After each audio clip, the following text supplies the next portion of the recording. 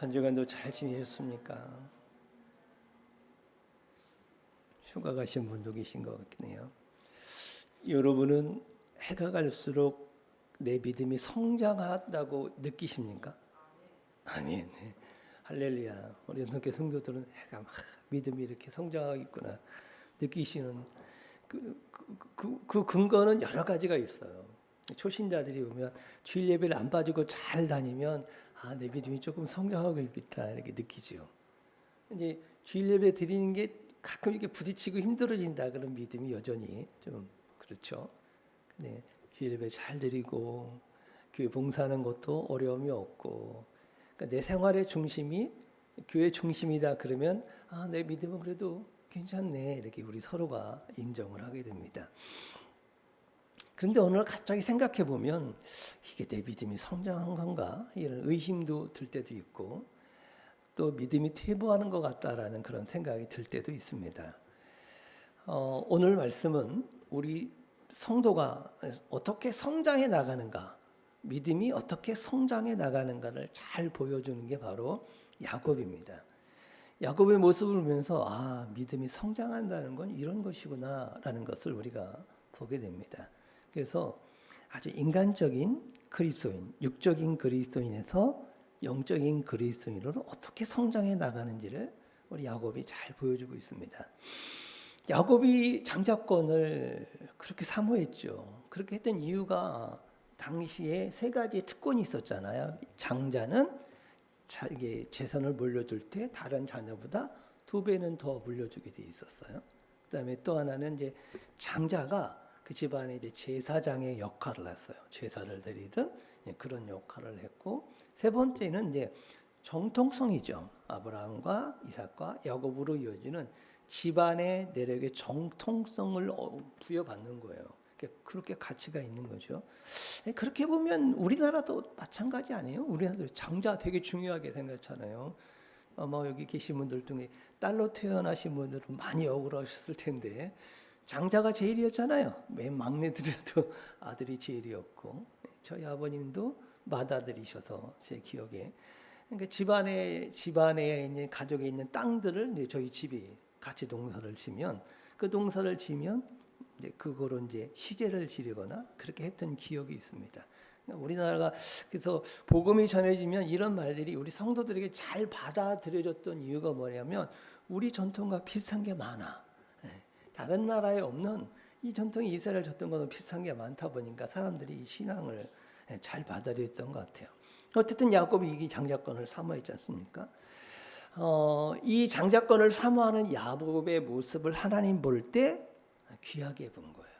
그 모습이 되게 귀했죠. 그런데 이 귀한 장자권을 사모하는 마음은 좋았는데 이것을 취하는 방식이 너무너무 인간적이었다는 거죠. 뭐예요?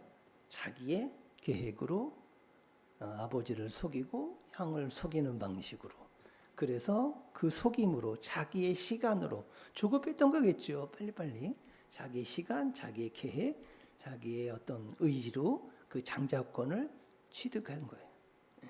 그 마음은 좋은데, 그걸 갖는 마음은 좋은데 그걸 가지는 방식이 잘못된 거죠. 이 방식이 잘못되다 보니 어떤 문제가 생기냐면 마음이 늘 조급해. 그리고 불안해. 여전히 자기도 또 속이고 속임을 당하는 일들이 계속 반복되는 거예요. 아니, 장자권은 가졌는데 실질적 장자권이 주는 그 은혜들은 못 누리고 늘 쫓기고 늘 불안하고 늘 조급하고 늘 속임 당하고, 왠지 좀 이상하잖아. 장자권이라는 걸 받았는데 야곱에게 아무 삶이 좋아진 게 없잖아요. 오히려 더 힘들어지지 않습니까? 이게 바로 그 방식, 자기가 자기 의로 그걸 취하려고 하기 때문에 그렇습니다. 자, 이 장자권은 오늘날 우리에게는 바로 상속권을 말하죠. 우리가 예수 그리스도를 믿으면 하나님의 자녀가 되고 하나님 나라의 상속자가 되는 줄로 믿습니다. 그게 로마서 8장 17절이죠. 다 같이요. 시작. 자녀이면 또한 상속자, 하나님의 상속자요 그리스도와 함께 상속자니라. 자, 이렇게 다시 말해서 장자권이라는 것은 지금 우리에게는 하나님 나라의 상속자가 되는 거예요. 같은 거예요. 그러니까 이 상속자라고 하는 것은요, 하나님 나라의 상속자니까 여러분 예수님 믿었으니까 어디 가죠? 천국이죠. 천국의 상속자, 천국 갈 수 있는 자격이 주어지고 그 상속권이 누구한테 있다? 우리에게 있는 거예요. 근데 그것뿐만 아니에요. 우리가 예수님 믿어서 상속자가 되면 이 땅에서 잘 되는 복도 있어요. 하나님이 약속하신 것이 있잖아요. 땅에서 잘 된다고 그랬거든요. 가정이 잘 되고, 자녀가 믿음 가운데 잘 되고, 번창하고, 또 여러분 사업과 하는 일들이 잘 되는 거, 물질적으로도 부유한 것들. 이게 사실은 뭐예요? 이 상속권에 포함되어 있는 하나님의 복이에요. 여러분에게 이 복이 가득하기를 주님의 이름으로 축복합니다. 아멘.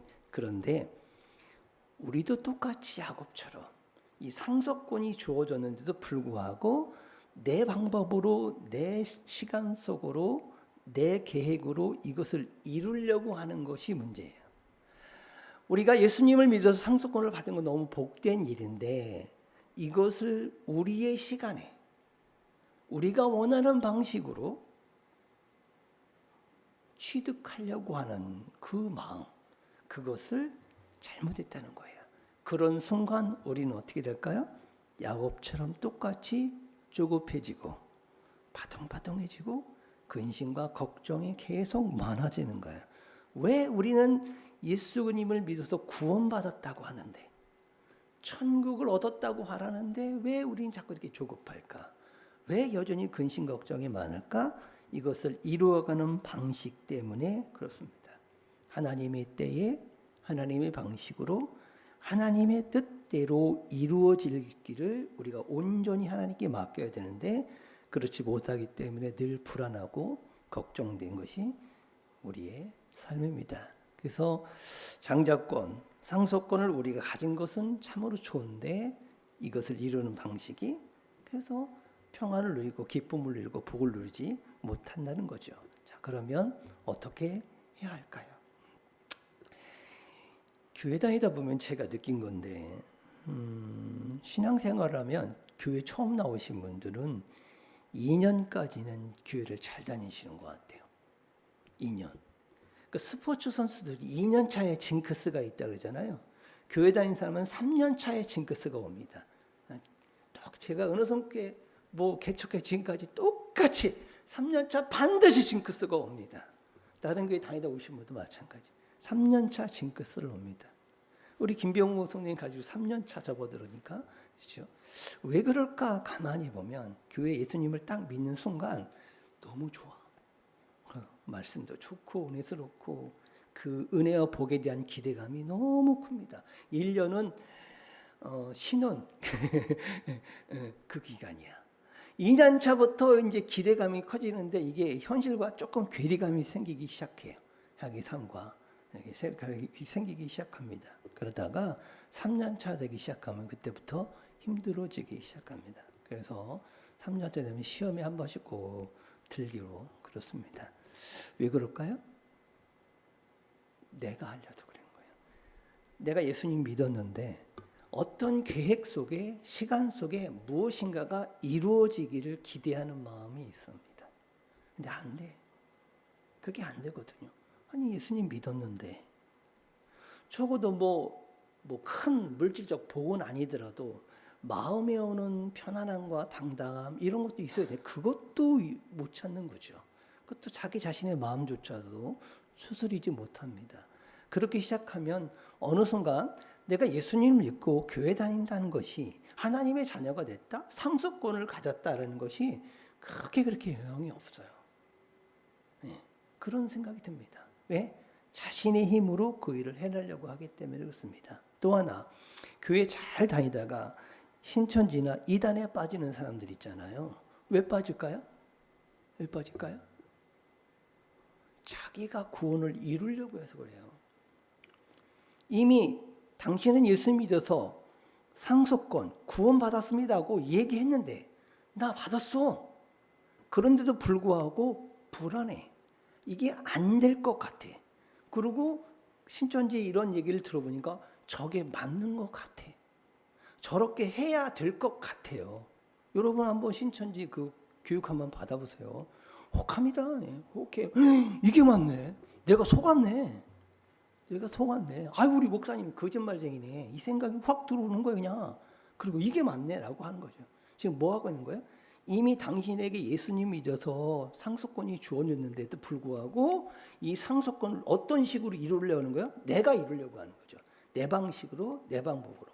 내가 옳다고 하는 방식으로 이루려고 하는 거예요. 이 순간 자기가 이게 맞고 틀리를 떠나서 내가 지금 뭐 하고 있는 거지? 한 번만 물어보면 이게 얼마나 어리석은 것인지 알게 되는데 우리도 모르는 사이에 상속권이 있는데 장자권을 가지고 있음에도 불구하고 내 방식대로 살아가고 있다는 거예요. 그걸 우리는 안 그럴까요? 여전히 마찬가지죠. 우리 안에는 내 스스로가 그걸 이루려는 방식들을 있다는 거죠. 그럼 어떻게 해야 될까요?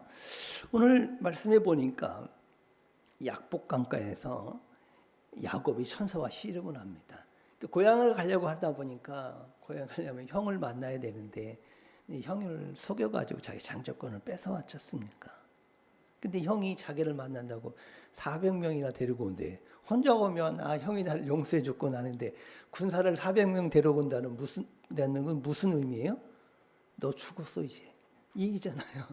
아니 10명만 와도 좀 모르겠는데 400명이 군사를 온다는 건 이건 나를 완전히 죽이겠다는 얘기잖아요. 그러니 그 마음이 어떻겠냐고요. 어쨌든 형을 달려보려고 선물을 하나 보내고 뒤에 또 하나 보내고 해서 어떻게든 잔머리를 많이 썼죠. 근데 정작 자기 자신은 그 강을 못 건너가요. 두려움이. 그래서 그 강에서 혼자 못 건너가고 뭐예요? 하나님을 찾았죠. 하나님 찾고 기도합니다. 하나님을 찾고 기도할 때 하나님의 천사가 그 밤에 야곱을 만났죠. 야곱과 만나서 씨름했다 그렇게 성경에 나오는데 이게 여러 가지 씨름했다 왜 자꾸 갑자기 씨름을 할까? 이런 씨름은 아니겠죠. 막 그런 어떤 야곱이 갖고 있는 막 그 안타까움과 간절함을 쏟아내고 그런 대화겠죠. 그게 길어지가 떠나려니까 야곱이 천사를 꽉 잡고 안 놔줍니다. 그러니까 천사가 야곱의 환도뼈죠. 그러니까 고관절이죠. 다리와 골반이 연결되는 부분을 칩니다. 뚝 부러지게 됩니다. 자, 고관절을 쳤다는 의미가 뭘까요? 쩔뚝거리고 이제는 못 걷게 됩니다. 왜 여러 가지 의미가 있지만 고관절을 쳤을까? 그동안에 야곱이 자기 힘으로 자기 능력으로 살아왔지 않습니까? 환도뼈를 떴다는 얘기는 이제 네 힘으로는 설 수 없고 걸을 수 없다라는 것을 보여준 거죠. 거기를 칩니다. 그게 부러지죠. 그러니까 야곱이 이제는 자기가 다리가 부러진 줄 알고 천사를 놓고 붙들고 안 놔줍니다. 그리고 말합니다. 나를 축복해 주지 않으면 절대로 돌 수 없습니다. 그렇게 말합니다. 그랬더니 야곱 그 천사가 묻습니다. 네 이름이 뭐냐? 야곱입니다. 그랬더니 뭐라고 말하? 이제 너는 야곱이라고 하지 마라. 이제 너는 이스라엘이라 해라. 그 이름을 바꿔줍니다.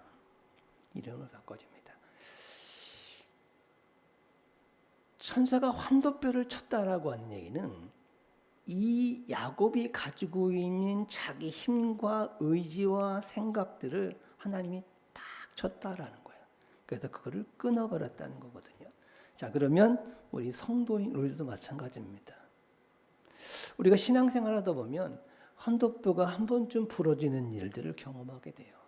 그게 뭐 질병으로 오든 아니면 가정에 이런 문제로 오든 외적인 것으로 오든 아니면 내면적인 것으로 오든 우리는 반드시 환도뼈가 부러지는 경험을 하게 됩니다. 근데 저는 우리 성도들이 그런 어떤 환경이나 그 육체나 이런 일로 하나님이 여러분이 환도뼈를 치는 일이 없었으면 좋겠어요. 또 하나님은 그런 걸 원하시는 걸 꼭 그런 방법으로 하시는 건 아니에요. 오해하시면 안 됩니다. 그래서 목사님 그럼 제가 환도뼈 한번 부러지려면 우리 집안이 한번 망해야 되는 건가요? 그런 거 아닙니다. 오해하시면 안 돼요. 그러면 이번에 또 병이라도 걸리면 하나님이 한번 치셨나? 이렇게 생각하시면 안 됩니다. 하나님이 절대 그러신 분은 아니에요. 그건 아니고 여러분 안에 있는 자아가 무너지는 걸 원하는 거죠. 사실은. 그러니까 그것을 통해 내 자아가 완전히 무너지는 거 하나님이 그게 환도뼈를 치는 겁니다. 그런데 그것은 굳이 아무런 일이 없더라도 환도뼈가 부러진 일을 경험할 수 있습니다. 여러분 오늘 갑자기 그런 스스로의 그 죄인됨, 자신의 그 죄악됨에 대해서 괴로워하고 힘들어하신 적이 있으십니까? 어느 날 문득 영적으로 하나님이 깨닫게 해주시는데 내가 죄인이구나 라는 것을 여러분이 느끼신 적이 있습니까? 이렇게 느껴지는 이유가 뭘까? 어떤 일이 있어서가 아니에요. 어느 날 갑자기 하나님이 내 안에 그 마음을 확 주시는 거죠. 그러면 스스로가 내 안에 선한 것이라고는 하나도 없구나. 이게 보이는 거예요. 그러면서 자신이 죄인이구나라고 하는 이 실존적인 어떤 그 존재감, 그 느낌 앞에 그냥 무너지게 되죠. 아마 성도로 신앙생활 하다 보면 다 이런 경험을 하실 겁니다. 정말 다 죄인이구나. 내 안에 선한 게 하나도 없구나. 이게 느껴질 때가 있어요. 근데 우리는 우리 스스로가 잘 알죠. 내가 나름대로 신앙생활하기 위해서 기도도 하고 성경도 보고 막 이렇게 하는 내 자신을 내가 알아요. 그러니까 그런 내 모습이 내 나름대로는 괜찮게 보고 있고 이게 선으로 보고 있죠. 근데 어느 순간 내가 죄인이구나라는 걸 깨닫는 그 순간은 그 모습조차도 다 교만이고 그게 얼마나 내 스스로의 교만이었는지 내 의였는지가 너무너무 부끄럽게 느껴지는 순간이 있죠. 이게 뭔지 아십니까? 이게 환도뼈가 부러지는 거예요. 이게 내 안에 있는 자아가 딱 무너지는 거죠. 나는 아무것도 할 수 없구나. 나는 정말 죄인이구나. 이 죄인에 대한 실존감을 느꼈을 때 그게 바로 뭐예요? 환도뼈가 부러지는 겁니다.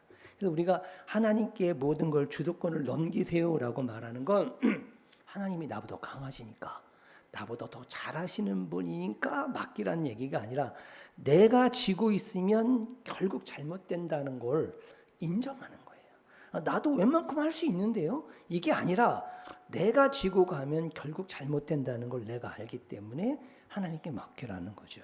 그래서 하나님이 야곱의 환도뼈를 딱 치시는 이런 체험처럼 우리 성도들도 한 번쯤 이 환도뼈가 부러지는 경험을 할 때 나는 할 수 없구나. 하나님께 모든 걸 맡기게 됩니다. 자, 이렇게 되고 나니까 하나님 이게 천사가 야곱에게 이스라엘이라는 이름을 주지 않습니까? 이스라엘, 하나님과 겨루어 이겼다는 뜻인데 정확하게는 우리가 번역을 그렇게 하는데 하나님이 다스리신다라는 뜻이에요. 이게 오해할 수 있는 게 하나님과 싸워 이겼다. 자, 이것이 잘못된 메시지가 될 수 있는 게 그러면 우리도 하나님과 싸워 이길 수 있다는 얘기거든요. 이론적으로 보면 그런 뜻이 아니에요. 우리가 직역하다 보니 그런 의미가 담기는 건데 원뜻은 하나님이 다스리신다는 거예요. 이스라엘이라는 뜻이고요. 하나님이 다스리는 민족, 하나님이 인도하는 민족이 바로 이스라엘이라는 뜻이거든요. 그래서 하나님이 야곱에게 이스라엘이라는 이름을 줍니다. 그래서 야곱이라는 이름이 바뀝니다. 여러분, 하나님이 우리에게 새로운 이름을 주셨죠. 그 이름이 뭐죠? 거룩 성도죠. 하나님의 자녀. 이게 우리에게 주신 이름입니다. 우리가 우리의 이름, 세상이 준 이름을 가지고 살아가면 그 이름에 담긴 수많은 것들이 여러분의 삶을 힘들게 할 겁니다. 근데 우리 성도는 예수님을 믿고 뭐예요? 이름이 바뀐 자들이에요. 그러니까 우리는 뭐로 살아야 된다? 하나님이 주신 이름으로 사는 자들인 줄로 믿습니다. 여러분, 이름으로 사는 자들이에요. 우리는. 그 이름에 뭐가 담겼냐면 그 이름에 장자권이 담겨 있고 그 이름에 환도뼈가 부러지는 경험이 담겨 있고 그 이름에 하나님이 다스리신다라는 의미가 담겨 있는 거예요. 그러니까 우리는 무엇으로만 살아야 된다? 이름으로만 살아야 되는 거예요. 자, 그러면 이 육적인 그리스도인들은 자신의 힘으로 살아가는 자들이고 영적인 그리스도인이라는 것은 뭐냐? 자신의 이름으로만 살 수 있는 사람. 그게 바로 영적인 그리스도이죠. 여러분이 믿음이 성장했나? 성장하지 않았나를 스스로 체크해 보려면 어떻게 할 수 있냐? 내가 이 하나님이신 이 성도라는 하나님의 자녀라는 이름으로 만족해 하는가? 이것으로 기쁨으로 여기고 살아갈 수 있는가? 그것이 바로 내가 영적인 그리스도인으로 성장하고 있냐를 점검해 볼 수 있는 질문이지요. 여러분, 하나님의 자녀라는 이름만으로도 충분한 여러분 되시길 주의 이름으로 축복합니다. 그렇게 살아가시길 바랍니다. 여러분, 야곱이 환자뼈가 딱 부러져서 다리를 쩔뚝쩔뚝하고 길을 걸어가고 있는데 아침 햇살이 싹 분이엘이라고 하고요. 거기 햇살이 싹 떠오르거든요. 여러분, 비록 우리가 세상에서 이런저런 일로 우리의 자아가 무너지고 자존심이 망해지고 힘든 일을 당하다 할지라도 내가 하나님의 자녀란 이름으로 나아가면